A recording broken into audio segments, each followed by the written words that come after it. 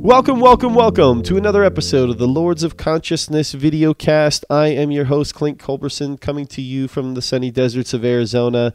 I'm really excited to bring back one of my good buddies, Tobias-lavely, who is also he's the owner of Organic Galaxy, which we've done some plugs for here on our show because he's up to some really influential work over there in Cincinnati, Ohio area. Tobias, welcome, brother. Thank you. Thanks for having me. Yeah, man. I've just always been a huge fan of what Organic Galaxy is all about. You're growing mushrooms. You're sending them all across the country if people want. You know, can you kind of just give the rundown of what products you are helping create and the services you are bringing to your community? Well, mushroom product wise, we sell, spawn, like grain spawn and sawdust spawn for people who want to cultivate mushrooms. We sell cultures. We'll even sell like raw materials, like such thing like raw grains and sawdust itself. And we sell like mushroom powders from fruit bodies. I've got my labs right next to me, so I'm looking at all this stuff. Yeah, nice. No, refresh yourself. Well, and you do the lion manes kits as well, correct?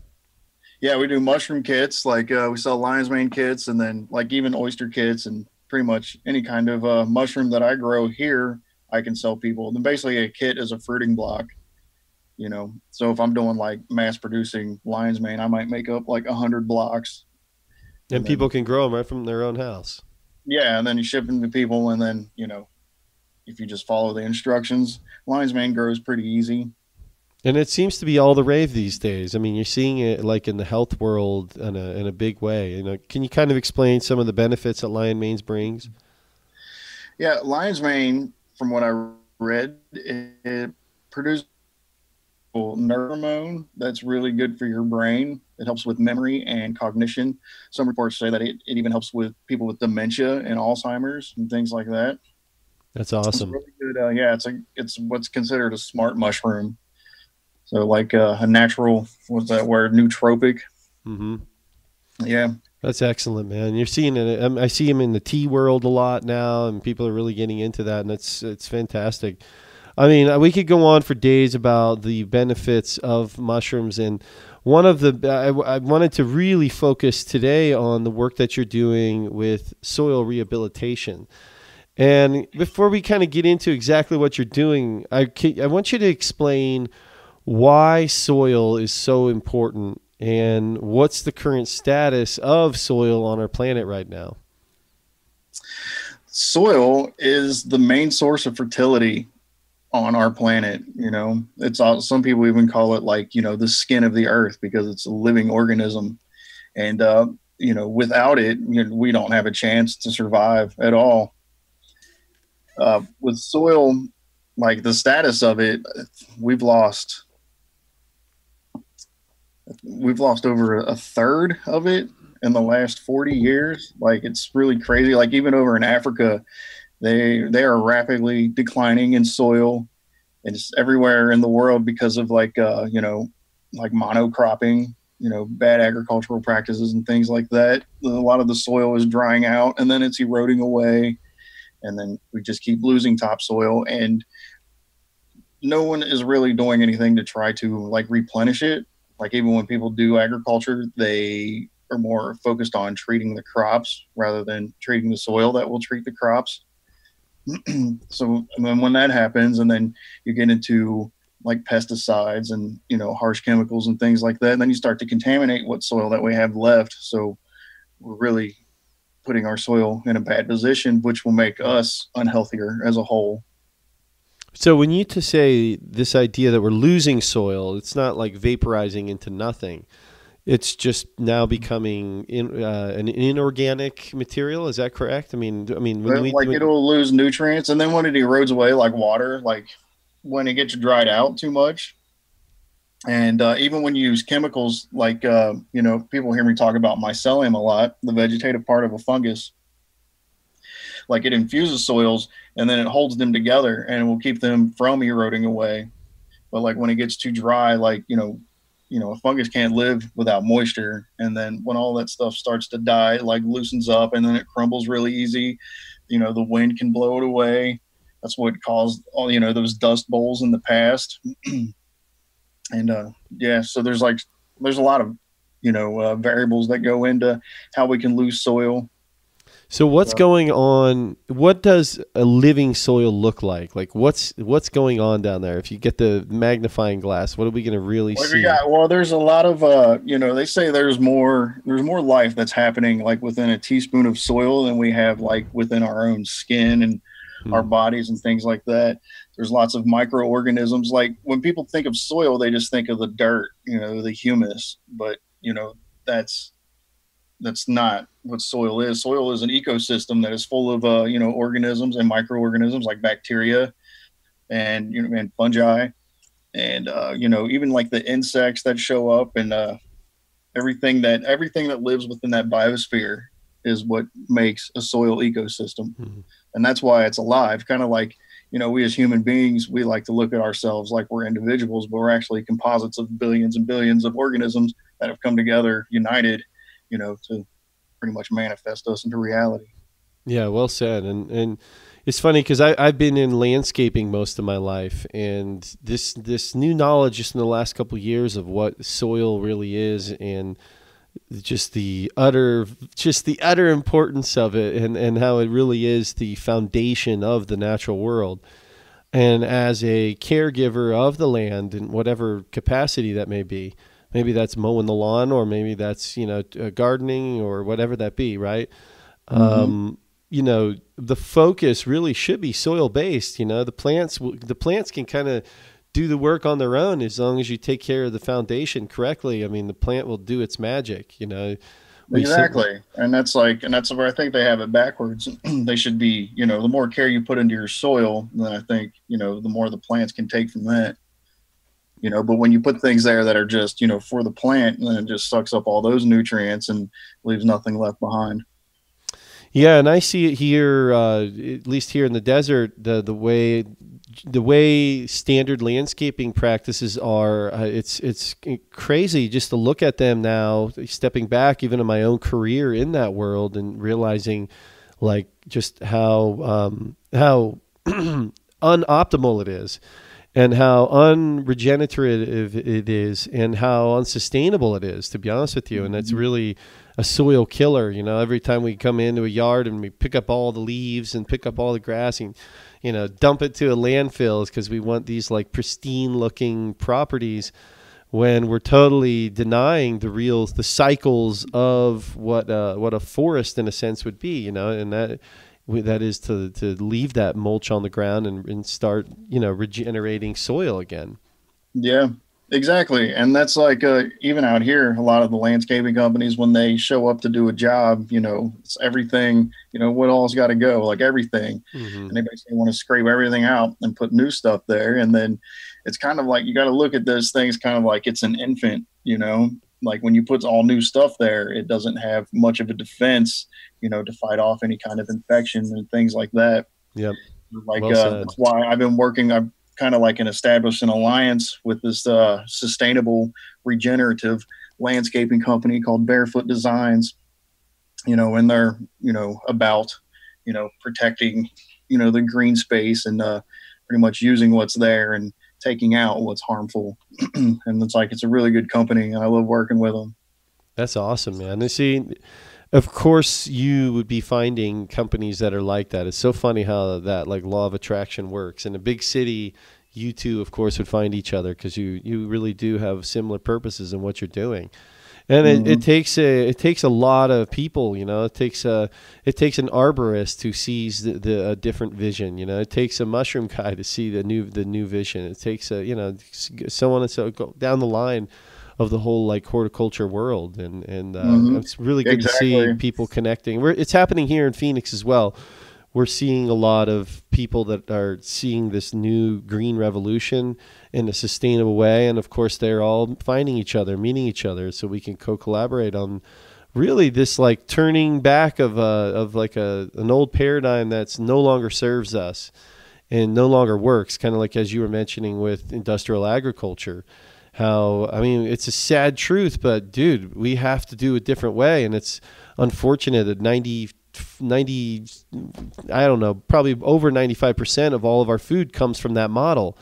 And if Hmm. it's a kind of a dire situation, because you talk to a guy like Joel Salatin who says the old system we can't even use it. We have to start over altogether. I mean, it's anyway, it's fascinating, and there's a lot of work to be done. And you are what you're doing with soil rehabilitation is you're bringing the integral element of fungus to soil. And I want you to kind of go through. Maybe you could actually first talk about why fungus is so important to soil. Yeah, absolutely. Fungi is important to soil is because like saprophytic fungi, which is what most of our gourmet mushrooms that we cultivate are, and what they do is they feed on dead organic matter and then they break it down into humus, which is like the gateway to a new soil deposit. And basically, all of the soil that you see in the world is is responsible. Fungi is responsible for that soil that we have all that. So like without fungi, we wouldn't have the soil because nothing would be, provided with the tiny pieces of organic debris that they need to create our soil deposits in the world.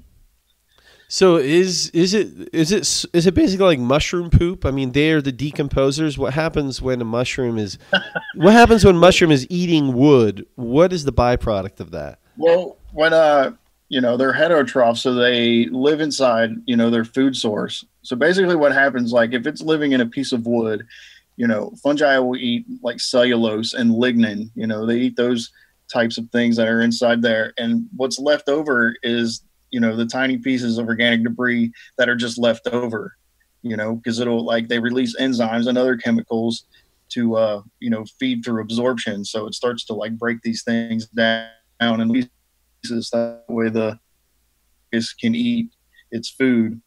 And yeah, so no, it's not necessarily like mushroom poop. Usually they release stuff that are called like metabolites, and you'll see it like, I don't know if you've ever grown mushrooms at home, Mm-mm. but there would be like a red or a yellow kind of puddle, like in your bag or jar or things like that. Hmm. Some people refer to that as, as Mike piss, mycelium pee. Is that beneficial for the soil? Yeah, metabolites. It's well, they haven't done like a whole lot of research on it, but then I was reading some papers that they even think that like there might even be like medicinal benefits to these metabolites that are being released. That's amazing. Now let's talk about then what you do as a mycologist. How are you helping, rehabilitate soils in your area? I mean, this is now turned into a business opportunity for you with Organic Galaxies because you're bringing a service to people. So who wants your services, and why would they be? How can they get a return on their investment by hiring you to come help rehabilitate their soil? I got you. There's one of the pieces of land that I'm working on. They have a problem where they've actually were trying to grow a garden, and everything that started to grow would die. Like they couldn't keep anything living there or anything like that. And right next to it is a wooded area. So when I went for the consultation to assess the area, like I noticed like the soil was really kind of like it was really dry and gritty. And I went into the woods to the wooded area next to it, and 80% of the trees that I looked at were rotting at the base, which indicated to me that there was there's a fungal infection.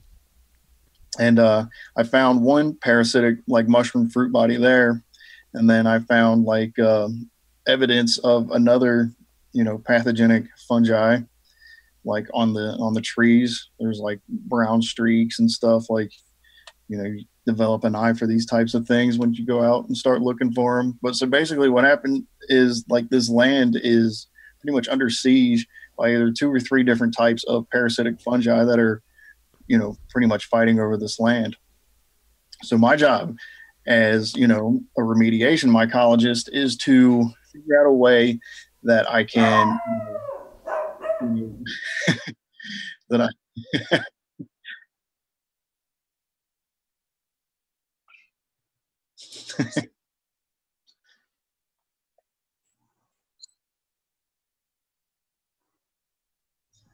Okay, And then so your job as a remediation mycologist. yeah, my job as a remediation mycologist is to find a way to like weaken the defenses, of the present fungi that is being harmful, and we're going to start making room for more beneficial fungi that we'll be implanting there, kind of like King Strophoria.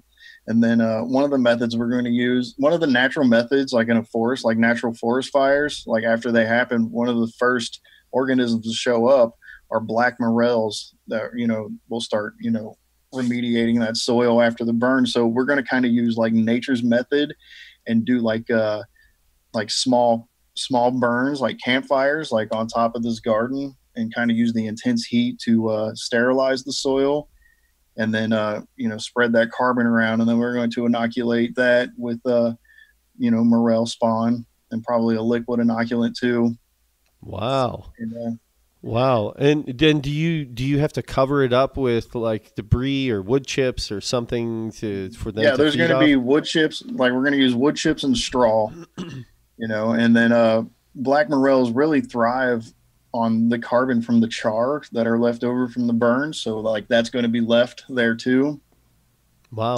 And then like we're going to use that in the garden part. Once we get back into the woods, we can't really be setting fires like that, especially since some of those trees are already dying and they might go up pretty easy.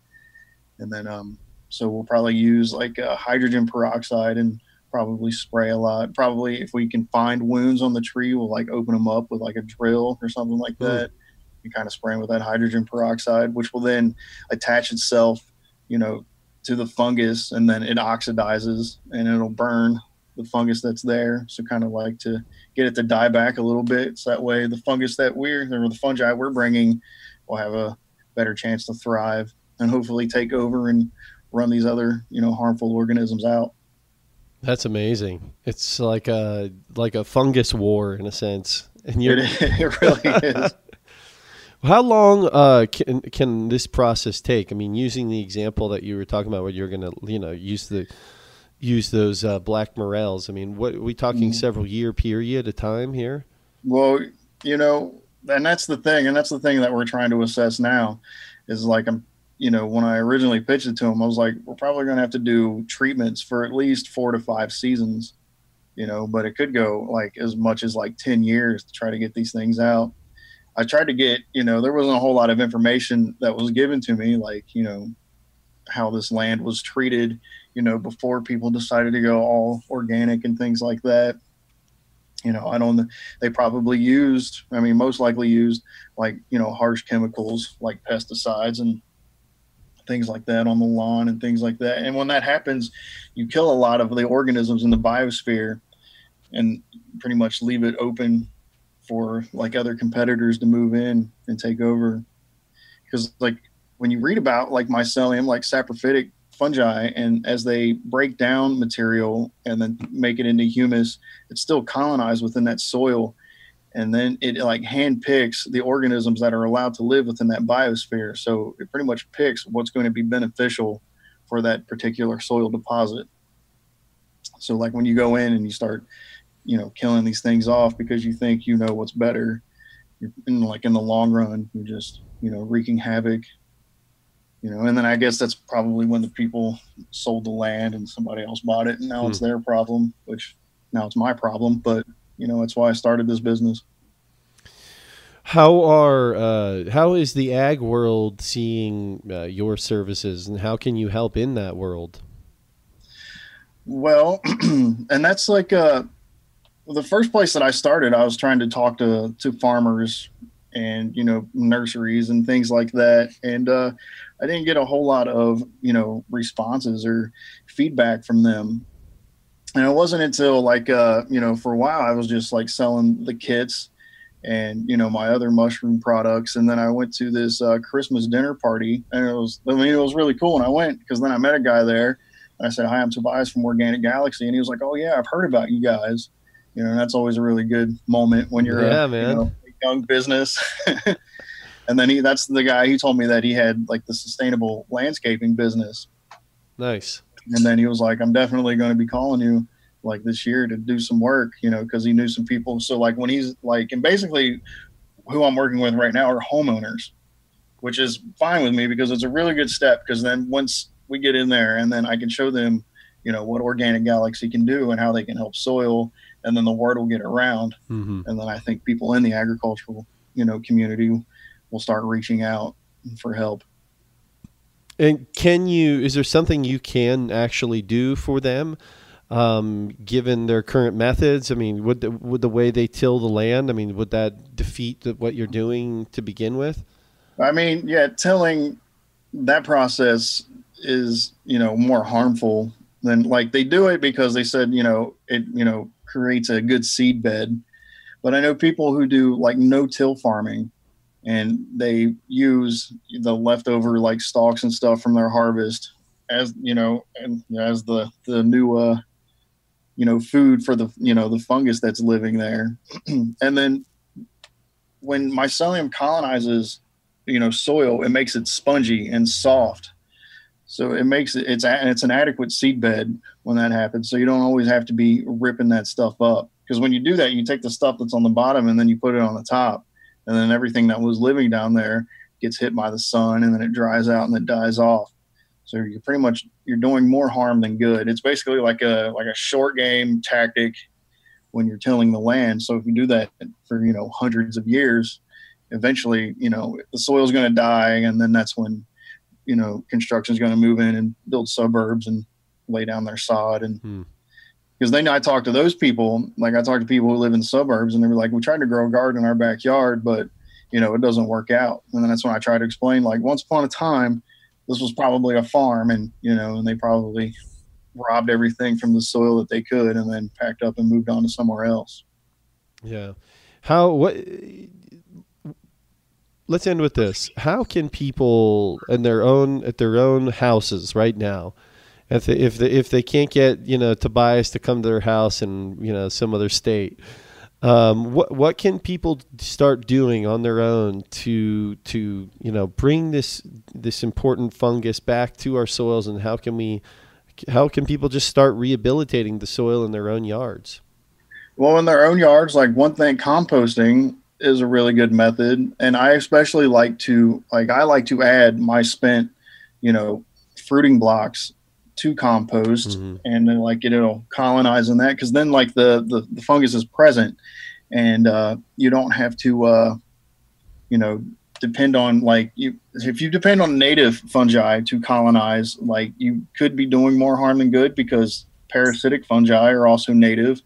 That's why I really have a problem with been developing a new product, like pretty much upgraded the mulch product, wood chips that people buy, um, which people really need to, like, consider this, especially out here in Cincinnati. There's a company that produces wood chips that actually they use human feces to kind of like supplement those.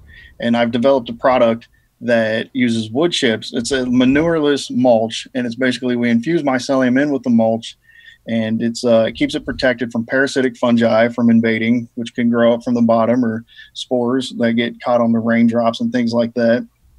Once it's already colonized, it protects those things off. There's no manure, so you don't have to worry about E. coli and, bacterial infections and things of that nature. And then the cool thing about it is you'll be able to use this mulch, like, you'll be able to make mushroom beds. Like, you can do like a King Strophoria bed and things like that. It'll have, like, it's like a multifunctional mulch that I've been developing, and now I'm, like, talking to other landscaping companies to kind of like partner in on this product, so that way we can make it, in bulk. And because I don't think a lot of people realize that when they buy regular mulch and they go and they put it around their trees and stuff like that, and 3 years down the road, they notice that their trees are dying, and then they have honey mushrooms growing all over the place, and they don't realize how it got there. And it was actually from those, untreated wood chips. Incredible. Can people get spores from you? I don't really sell spores, but you can buy spawn from me. They can buy cultures from me, And put them or into their mulch piles, or how, yeah, absolutely. Like I sell, like, these sawdust kits, it's pretty much for micro remediation. But yeah, you just break it up in the bag and then you dump it into your compost pile and you just stir it in really good. Make sure it stays moist, so that way the fungus has a good opportunity to grow. So, and that's one of the things that I've discovered, in my own education, is that you got to keep this soil moist, water it like you do just the plant itself.